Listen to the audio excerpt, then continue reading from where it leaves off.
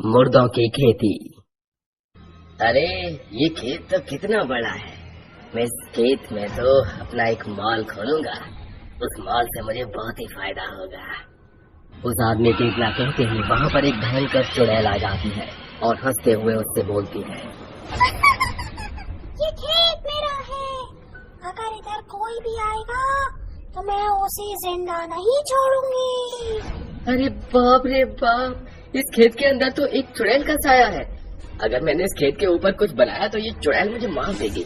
मरने से तो अच्छा है कि मैं यहाँ से भाग जाऊँ। भाग रे भाग।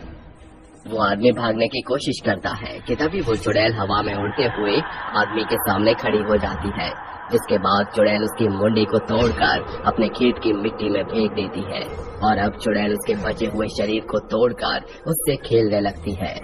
अगली सुबह गांव के लोग जब उस खेत की तरफ जाते हैं तो कुछ लोग वहां देखते हैं कि उस खेत में एक लाश पड़ी हुई थी। ये सब देख सभी गांव वाले बहुत ही डर जाते हैं। एक गांव वाला बोलता है, अरे बाप रे बाप, इस आदमी की इतनी भयानक मौत आखिर किसने की होगी? अरे कौन इसको इतनी बेरहमी से किसने मारा है? पता नहीं भैया, इस आदमी को किसने इतनी भयानक मौत दी है। अरे देखो तो, उस आदमी को मार के खेत में ऐसे फेंक रखा है जैसे कोई मुर्दे का खेत हुई है। सभी आपस में बात करके वहाँ से चले जाते हैं। रात के समय एक बार फिर उस खेत में से चुड़ैल बाहर आती है और गांव के अंदर हवा में उड़ते हुए घूम रही थी कि तभी वहाँ से एक औरत पानी भरने के लिए अपने घर की तरफ जा रही थी। तभी उसको अपने साथ किसी के होने का एहसास होता है। वो औरत पीछे पलटकर देखती है लेकिन उसे कोई भी नजर नहीं आता कि तभी वो एक बार फिर आगे की तरफ चल पड़ती है। अचानक उसके पीठ पर किसी ने बहुत ही तेज थप्पड़ मारा।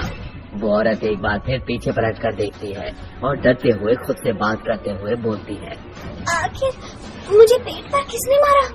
छोड़ो, क्या पता ये मेरा वहम हो। इतना कहकर औरत आगे की तरफ बढ़ने लगती है कि तभी उसे किसी के हंसने की आवाज आती है। कौन है? मैं पूछती हूँ, कौन है? उसके इतना कहते ही चुड़ैल उसके सामने आ जाती है और वो औरत उसे देखकर बहुत ही डर जाती है, क्योंकि वो कोई मामूली चुड़ैल नहीं बल्कि एक विशाल और भयानक चुड़ैल थी, जिसके लंबे काले घने खुले हुए बाल, जिसका चेहरा एकदम पीला पड़ा हुआ था। उस चुड़ैल को देखकर औरत भागने की कोशिश करती है कि तभी चुड़ैल अपने जादू से उसको पकड़ के हवा में उड़ाते हुए अपने खेत की तरफ ले जाती है और उसको भी एक भयानक मौत दे देती है। देखते ही देखते अब वो चुड़ैल गांव में लोगों को ऐसी ही मौतें देने लगी थी और उसके खेत में लाशों का ढेर लग गया था। कहीं किसी का हाथ खेत में गड़ा हुआ था तो कहीं किसी का सिर। ये भयानक मंजर देख गांव का मुखिया बोलता है, आखिरकार हमारे गांव में ऐसे लोगों को मौत कौन दे रहा है? और तो और ये लाशें हमें कहीं और नहीं बल्कि इस खेत में ही मिलती हैं। हमें इसका राज का पता लगाना ही होगा कि आखिर ये कौन कर रहा है। मुखिया जी और गांव वाले भैया, मेरी नजरों में जंगल के बीचों बीच एक तांत्रिक बाबा है। वो इतने शक्तिशाली है कि उसके सामने कोई भी नहीं टिक सकता।